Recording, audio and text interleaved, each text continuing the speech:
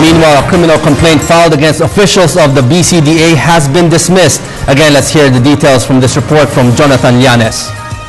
Manila City Prosecutor's Office dismissed the perjury case the Camp Johnny Development Corporation filed against Basis Conversion Development Authority President Attorney Arnel Pasiano Casanova and the editors of the Philippine Daily Inquirer.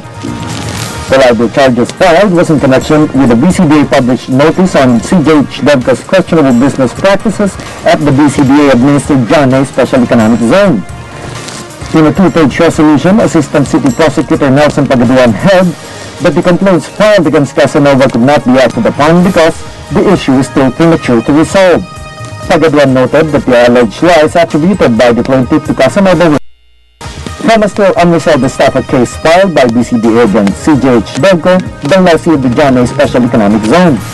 The estafa complaint originated from the double sale by CJH DevCo of a log home in Camp John Hay that is still pending with the Department of Justice. When we said that we have nagkaroon ng double sale dyan, nagkaroon ng estafa dyan, we're just telling the truth that we have filed actually a case of estafa. And there were violations that had been observed and orders had been issued by respective government agencies such as HADRB and SEC.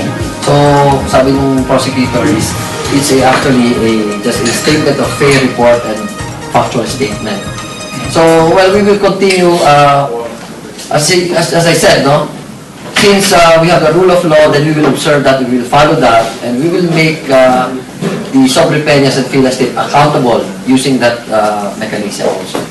Meanwhile, Casanova also said that they will submit to the arbitration process to be officiated by the Philippine District Resolution in connection with still unpaid lease rentals by CJH DevCo amounting to 3 billion pesos.